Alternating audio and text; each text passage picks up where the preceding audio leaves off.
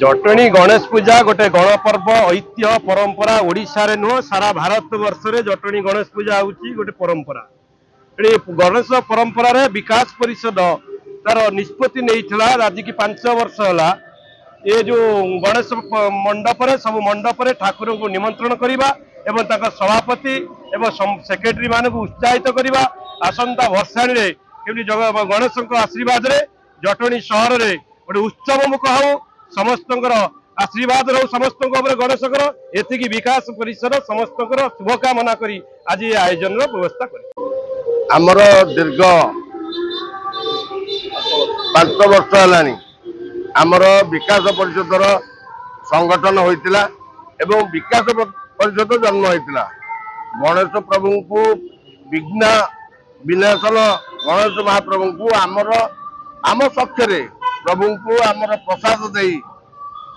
केमिति लोक मानकर कल्याण हम ए समाज कल्याण हम ए जटणी माटी रे कल्याण हम समस्त प्रभु विनाश समस्त विघ्न करी सबू एते उन्नति करेंगे से आमर चेष्टा जारी रही एवं विकास परिषद तार काम करवा चली चालू